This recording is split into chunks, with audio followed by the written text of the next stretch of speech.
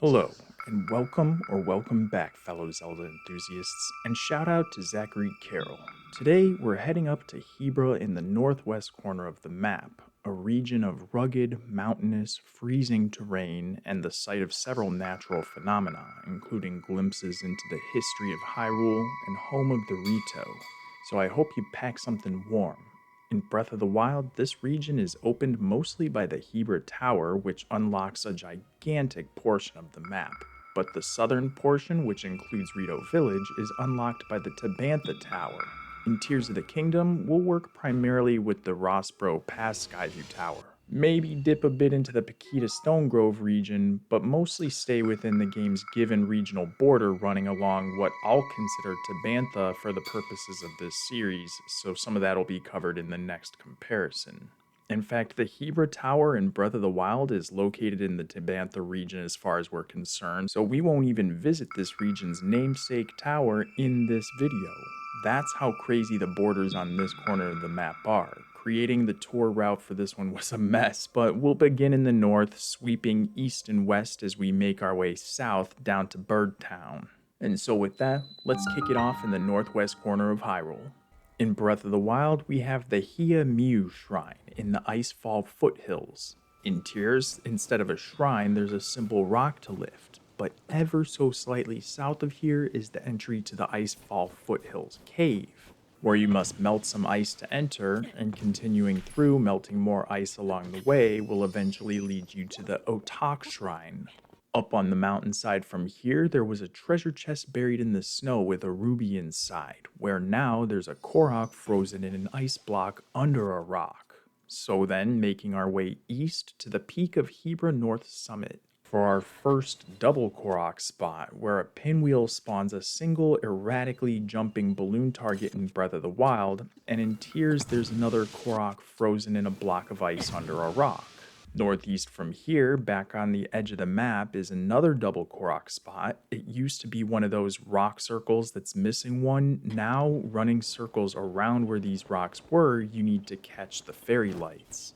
Heading southeast from here down into Gothlam's Secret Hot Spring, one of several natural hot springs occurring in this otherwise frigid icebox of an area. There used to be a Korok where you'd jump into the water, make your way under the awning of a rock, enter into a tiny unnamed cave, clear a pile of leaves, and lift a rock. In Tears, if you ascend from this spot, you pop out right next to the Zonai Itoum Shrine.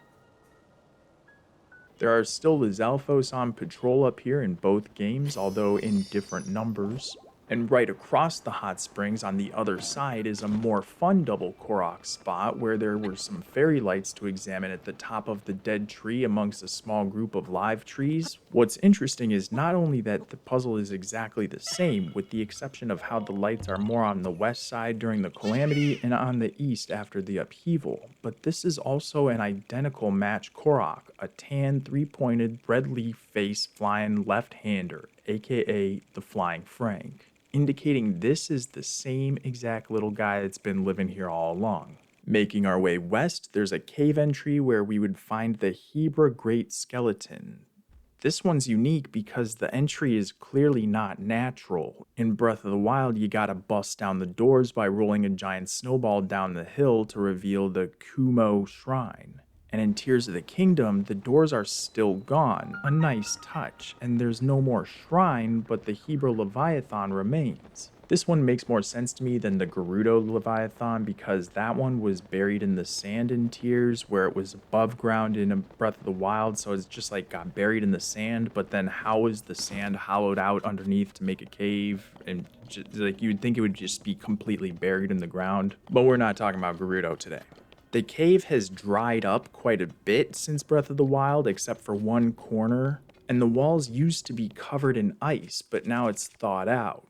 And someone's been messing with the skeleton or something because parts are moved around the room in a way that just couldn't happen naturally, like the vertebrae are off to the side frozen in ice, or the whatever bone for this section is, it used to drape down and now it's partially buried in the dirt. with one of the bones being off to the side stuck in the wall. And I've learned from a lot of you while creating this series that if we had Loon with us here while doing this, she'd give us $50 for the work of returning these things back where they're supposed to be. Continuing southwest, passing by another secret hot spring and dropping down below, there used to be a stone skull enemy fort with a couple of Zalfos and a Moblin holding down a treasure prize. This fort is 100% gone in Tears of the Kingdom, but it was replaced by a frost Talis.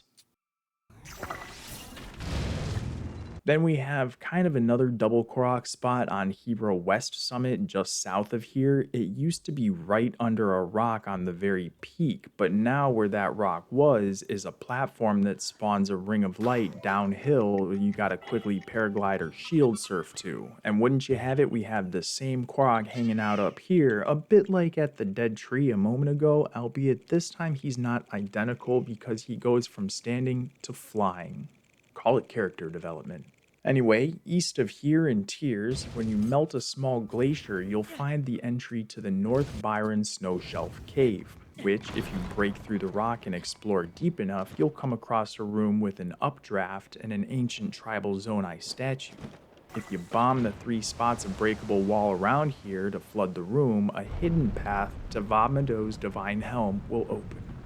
South of here is the East Biron snowshelf cave. Yeah, that's right.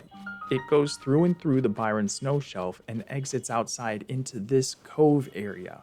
Around here are several points of interest. We'll have another double Korok spot where you'd have to lift up a rock in Breath of the Wild, and in Tears, a unique one where you gotta create a little shelter for the statue where this rock was. Higher up on the snow shelf itself was the Mozo Shino Shrine in Breath of the Wild, tucked away from view from most perspectives. Unfortunately in Tears, this little hidden compartment or mini unnamed cave is walled over with rock like it never existed. I was hoping for a treasure chest where the shrine was or something cool. And not only that, but now there's a frost Gleeok flying around trying to pick a fight. So yeah, you ready for another double Korok spot? Let's head slightly north. There used to be balloon targets atop 3 trees when you'd stand at the pinwheel on the rock. Now a block of ice has frozen a rock you must lift from the exact spot this pinwheel once was. Heading directly east from here, right next to Selmy's spot, we sort of find a double shrine spot. There used to be the Shada Na shrine in Breath of the Wild, simply found under a rocky outcrop, and in this exact location in Tears, there's a hole in the floor dropping down into the Hebra Mountains northwest cave where we find the Rutafu shrine. And while we're here at Selmy's spot, I should acknowledge 2 small changes. There's now a big bonfire out front, and she's apparently chopped a bit of wood because there used to be bundles in her pile next to an axe. Now there are 3 bundles next to a torch. Unless one of her 2 new students chopped it, because the self-proclaimed Duchess of Downhill has taken on the role of teacher, and after you can save her from a cave, you can enroll in her shield surfing course. In Breath of the Wild, you can shred straight from the first meeting. Check out the race at the end of the video for more information about that. Anyway, heading northeast from here, we find another example of a giant stone skull enemy fort being replaced by a frost Talis. This time, the Talis has a shrine crystal on its back that'll unlock the Ciceron shrine when brought over. Also nearby is the entry to the Paquita Stone Grove Northwest Cave. There ain't much in here unless you're monster part or bubble frog gem farming, but it does go through and through into the area we'll cover during the Tabantha comparison. Up on top the cliffside above the cave entry is another double Korok spot. It used to be at the top of a dead tree where you would examine the fairy lights, and now around that same dead tree is a circle of rocks, missing one that you gotta complete. We've seen the exact same puzzle swap in previous comparisons, not to mention this is the same Korok hanging out. He just moved from the high rise down to the ground floor.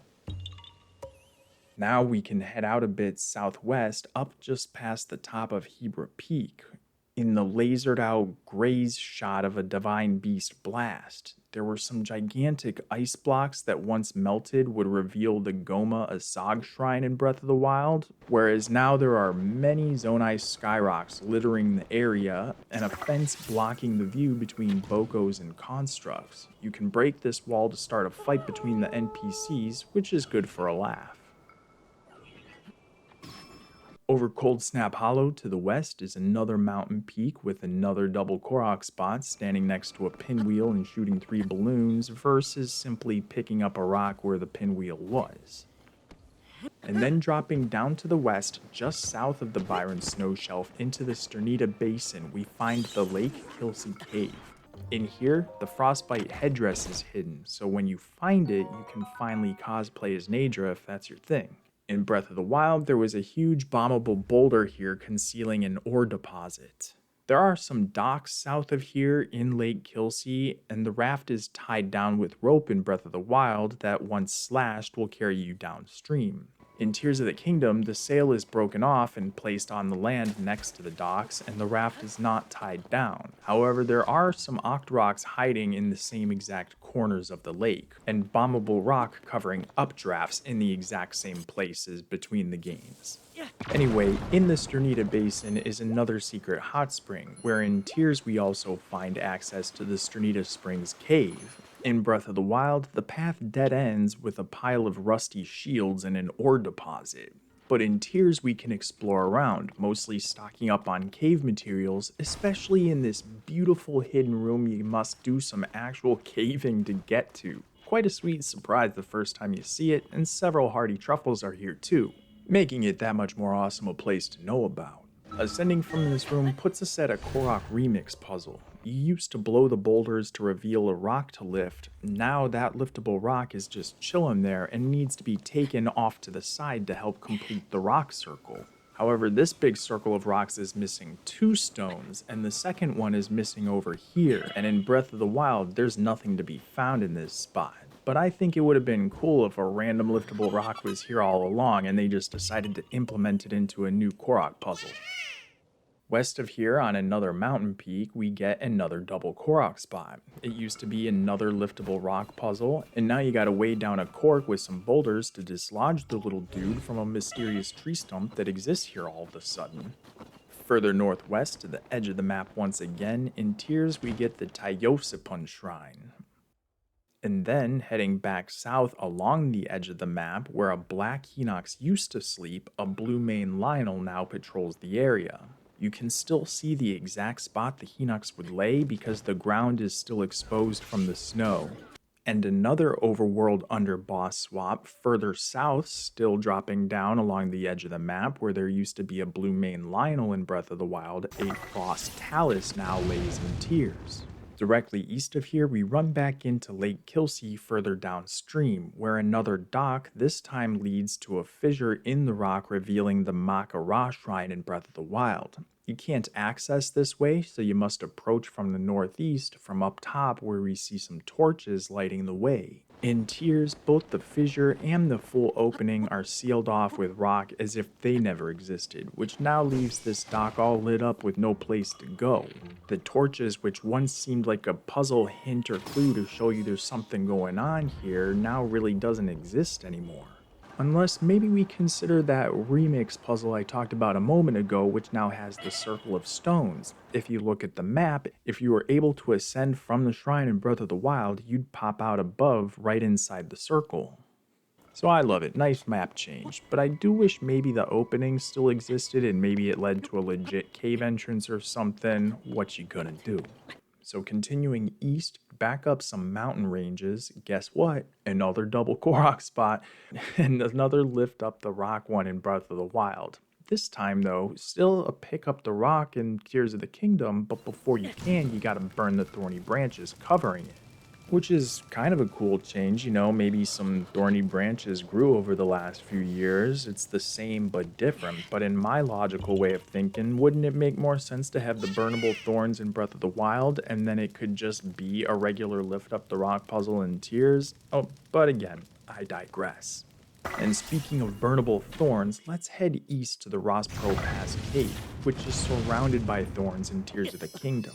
This cave requires you to destroy rock to enter and will help restock on bomb flowers a bit. Also, if you talk to the Rito outside the entry, he'll pay you $20 for your service. In Breath of the Wild, this area is inhabited by peaceful wildlife creatures and has no thorn bushes anywhere. And further east from here is the Hebra South Summit Cave, which is marked by a bonfire and tunnels through and through and up in elevation. Coming out on the other side puts us near the Talanto Peak, which now has its own cave system just south from here with tons of chill shrooms inside. If you give 10 to the Rito standing outside, this time he'll give you 50 rupees. A Lizalfos stands outside this would-be entry in Breath of the Wild, and he will obviously not give you 50 rupees for 10 chill shrooms, but you can slay him and sell his monster parts. We can head southwest from the cave entry until we come across the Shiro Shrine in Tears of the Kingdom. On the two peaks here is another double Korok spot, which used to be a pinwheel that spawned balloon targets, but now is a stump that spawns a ring of light you must race to. And directly west from here we find the Rospro Pass Skyview Tower in Tears, where there used to be another Frost Talis in this spot with some wildlife in Breath of the Wild. Looking at the map, we're now in between where a fork in the road splits. On the east side is the Hebra Trailhead Lodge. It was unoccupied in Breath of the Wild, but had a treasure with a meteor rod and a journal on the table. But in Tears, it's got several Rito birds hanging around, and they put an addition on the side, took off the front door, and stocked up the place with free supplies. The treasure is gone, but the journal remains, although it says different stuff. On the other side of the fork is the famous Flight Range. There's a double Korok spot on top of the hut. Breath of the Wild had fairy lights to examine at the point, and in Tears there were several flowers popping up in a trail around the roof leading to a final flower at the point. And kind of a side note, there's really nothing of interest anywhere where the DLC shrines from Breath of the Wild pop up, so there's no need to mention exactly what's going on in these places. But there is one regular Sheikah shrine just south of the Flight Range for easy access, the Shah Warvo, in a location known as Dronk's Pass. And just south of here takes us to where that fork in the road I mentioned a moment ago splits off from. There used to be a ball and chain Korok puzzle for dropping it into the well, and now it's known as the Dronk's Pass Well. We get to explore it, obviously. And while there's not much to see, it seems our friend Chef Ori Tamu has already been here anyway. It's interesting to me how we've made it this far, and that's the first well we've come across in the tour, but not too surprising, I suppose, considering how barren and frozen uninhabited wasteland Hebra is, aside from the Rito, which, as we've seen, are expanding their presence. But anyway, this puts us back on a path that we can take to the south, where we come across the West Lake Totoroy Cave. Nearby it, we see a huge tree that's still in the cold area, but still magically has its leaves and is not an evergreen, and nor does it have snow on it. It's just, emanating enough heat to stay here during the winter? In Tears, it has frozen over and has dropped its leaves. Kinda silly. Anyway, inside the cave, you'll find the Wa-Os Shrine if you just follow the path of the water. Ascending from the shrine and heading on top of the hill, we find a stone skull fort, which is still in both games, although just like many others we've seen throughout the tours, it's in quite worse condition. There was a larger Boko presence here in Breath of the Wild, and in Tears there's a few hanging around some explosives, which could explain how this one got its walls blown out and why there are less Bokos around. They just don't seem to learn the easy way, and the treasure prize goes from 10 ice arrows to a spiky ball fused hammer weapon, by the way.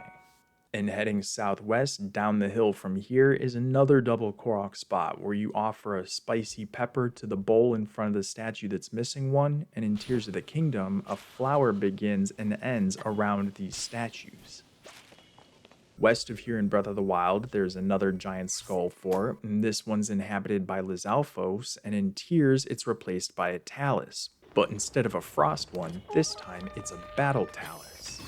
And we can continue further over, we're almost to the edge of the map again for another double Korok spot.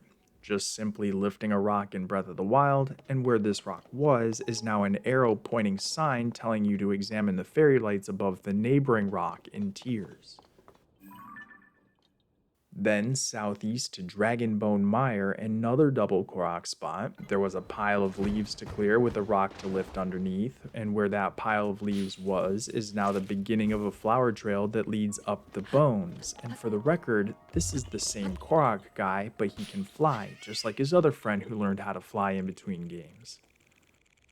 Heading east into Warbler's Nest, we used to find the Vu Lotus Shrine after blowing wind in a specific pattern matching with the little children Rito singing pattern. But this was only possible after clearing Divine Beast Vomido. In Tears, we get another example of climate change due to Colgera because it's freezing up here since the upheaval and the 5 wind posts are gone. But there's now a cherry blossom tree up here, so that's cool. Now we can jump to the east into Lake Totoroy. There are 2 double Korok spots here. One on top of the higher pillar, there were offering statues, one of them required an apple, and now, just like the one we saw a little earlier, we gotta repair the roof on this makeshift shelter that's been put up around these guys. Then the second double Korok spot, we would fly down from a stump on one of the smaller pillars to an even lower one farther away where the Ring of Lights would form. Now in Tears of the Kingdom, where those lights were, there's just a rock to lift. Now we're ready to enter Rito Village, and we'll do so the intended way, from the path of islands leading from the east. The first thing we find here is the bridge has fallen since the Calamity days, maybe even during the upheaval, and it does eventually need to be repaired, so before we head across, I should bring attention to the Rito Stable, which has been converted into the Lucky Clover Gazette, but you can still see how it used to be a stable. Anyway, as we make our way across the chain of 3 islands leading into Rito Village, in Breath of the Wild we can simply run across that first bridge, and in Tears you've got to get a bit creative. The most noticeable difference besides that right off the bat is the temperature change due to Colgera messing things up at the Wind Temple. There are also small aesthetic changes like sky debris scattered about. As we make our way onto the main island, the first major change is the formation of the Rito Village Chasm, but it's not obvious to find. The tunnel entry is south of the village on the cliff side. There's nothing there in Breath of the Wild where the tunnel opens, but if you ascend in Tears from the chasm, you'll pop up right where there used to be a few ore deposits in Breath of the Wild. Just above here, atop a pillar, is another double Korok spot where you'd lift a rock in Breath of the Wild, and now just off to the edge of the pillar is a pinwheel that spawns a single balloon target. So some may argue this is a stretch because the pinwheel isn't exactly where the rock was, but they're both still up here on top of this rock, so I'll allow it.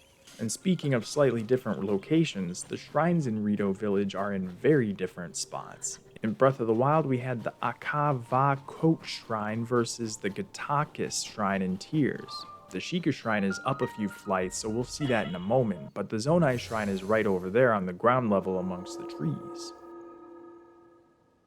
Heading into town, we see a single Rito chillin' watching the sunrise in Breath of the Wild, and 2 of the 5 Song Sisters using this observation deck to hold a meeting with their little cousin in Tears. The 3rd, 4th, and 5th little Song Sisters are busy running the inn, marketplace, and clothing shops respectively as we continue up the stairs.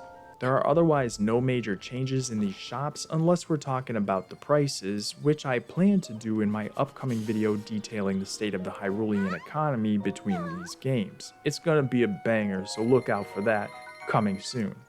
I would, however, like to mention the Rito tunic itself has a small change. I know this is a thing for many tunics that exist in both games, but the right hand is open, like the sleeve and glove cut off to allow for the magic powers to flow. But it's funny to me that he wears a special glove over his right hand in Breath of the Wild and not over his left. Almost like foreshadowing if Nintendo actually intended to make Tears during Breath of the Wild's development, so it's odd to me, like why wear a glove on that? Why not wear the pair? Isn't his left hand cold? What?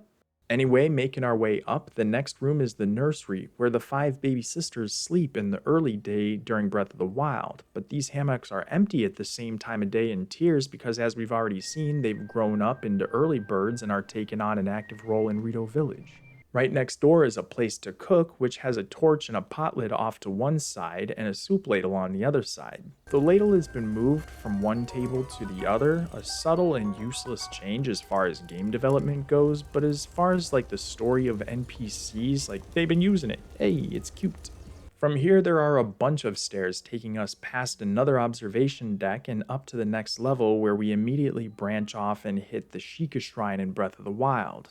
This spot is empty in Tears of the Kingdom, which I consider a missed opportunity, seeing how this is a village, not just some random shrine around the overworld. Just a simple liftable rock with a green rupee or something would have been more satisfying. Or a statue to honor Revali would be pretty sweet. What you gonna do? Now we're in the Rito residential area, where we find the little baby pink Rito sleeping in Breath of the Wild. Funny though, she hasn't seemed to age much like the other younglings, like what's up with that? And we also see Tiba and Saki's place. In Breath of the Wild, little baby Tulin can be found getting his toddler nap in like the others, and visiting Saki here is what triggers memory number 2, Revali's Flap, the one where he arrogantly shows off his Revali's Gale ability as we progress towards boarding Vamido, and he assumes we can't ever figure out how to do that. Oh, you must pardon me. I forgot you have no way of making it up to that divine beast on your own. But you can only do this after speaking with the Rito Village elder, Kennelly. In Tears of the Kingdom, they're having a family meeting out on the uppermost observation deck next to their home, where Tulin is being an angsty teen about saving the world from Colgera or whatever, and we see that our old friend Tiba is now the new village elder. So that's cool, he got a promotion, and he's kept the elder's quarters mostly the same, except for removing the chair from his office space. Now heading up to the huge pillar of rock that marks the town, a pseudo double Korok spot, one in Breath of the Wild from a balloon inside the heart-shaped opening. Some of you may not even realize there's a heart cut out of the shape of this rock here, and it's used to reveal a shrine that we'll talk about in the Tabantha comparison. And the counterpart Korok in Tears is on the very top of Vamido's perch, towards the edge, under a rock.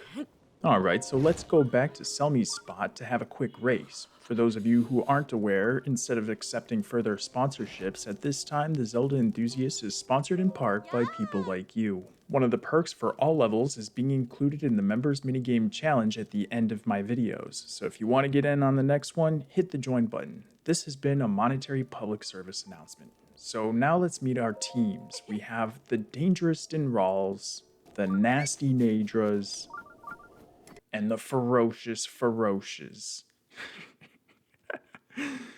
They're all set at the starting line while Selmy gives the last course guidelines. Down the hill, under a rock bridge, then left through a narrow passage onto a huge straightaway to the finish line.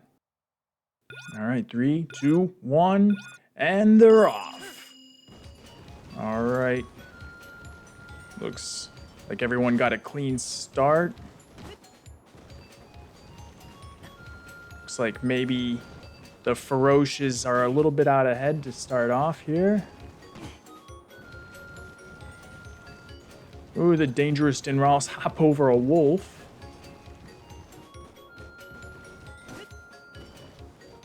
Neck and neck for the Ferocious Ferocious and the Nasty Nadras right now. Passing by a big rhino.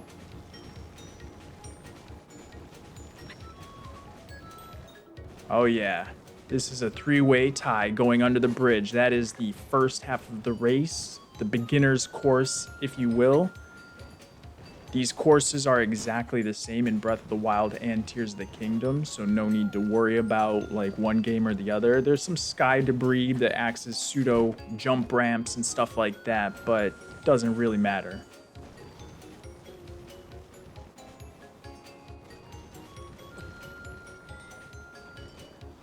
All right, heading into the final stretch here. Through the snowstorm. Pretty bad out there. Nasty, you might say. Passing by some moose going through the trees over here for the Dinrals. Looks like the Nasty Nadras are out in front. Oh, it's so close. Oh, neck and neck. Oh. And it is the Nasty Nadras who finish in first place. Oh. With a 136.26. The Nasty Nadras are made up of Prime, Nervous Bunny Gaming, Tetra Zelda, Nobody, and Sib. Congratulations to y'all. Congratulations.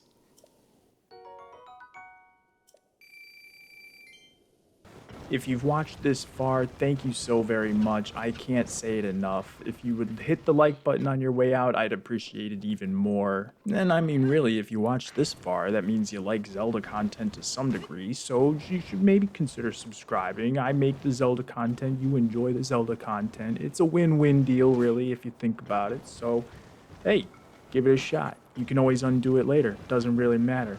But anyway, until next time, stay cool and always keep punching out there, whatever you do. Aloha.